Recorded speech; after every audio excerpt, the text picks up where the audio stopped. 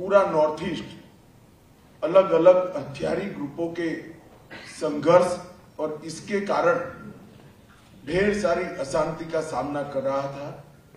इसकी जगह आज नॉर्थ ईस्ट कनेक्टिविटी से जुड़ा है और न केवल फिजिकल कनेक्टिविटी, इसके साथ साथ भारत के बाकी हिस्से और नॉर्थ ईस्ट के लोग इसके बीच की मन की दूरियां भी कम कर मन की कनेक्टिविटी भी मोदी जी ने यहां पर स्थापित की है।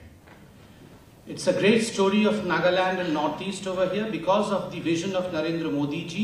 Previously, Northeast, which was known for its insurgent groups, today is known for peace and progress through connectivity and through development. Connectivity, not just physical connectivity of roads, etc., but also the emotional connect that exists between different parts of India and the Northeast today.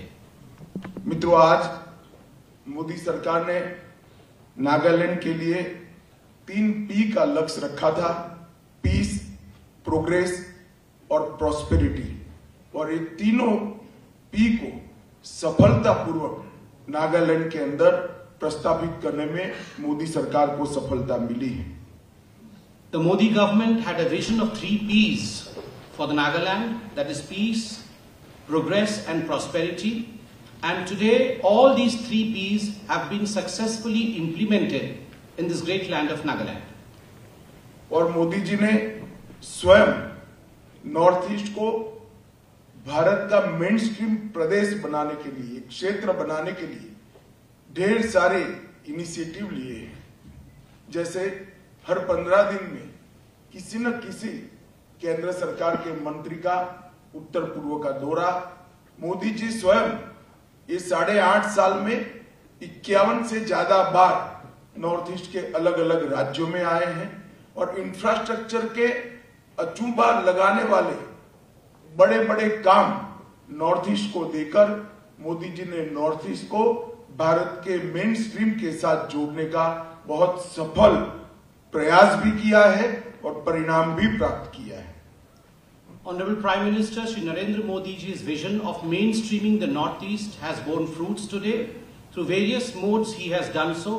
Number 1, for the mainstreaming, he has taken the initiative to see to it that every Union Minister of Government of India visits the Northeast of India once in a fortnight, that is 15 days. Similarly, it's a matter of great joy that the Prime Minister himself in the last 8.5 years has visited Northeast 51 times. This is a record in itself, and some of the biggest infrastructural projects have been allotted to the Northeast so that Northeast becomes a saga of development. मित्रों, बुनियादी ढांचे के विकास के साथ साथ जनता की सुविधाओं पर भी भारत सरकार ने अपना ध्यान केंद्रित किया है। Not just big projects of infrastructure, but as far as the basic requirement of the people of Nagaland is concerned, the Modi government is extremely sensitive towards it.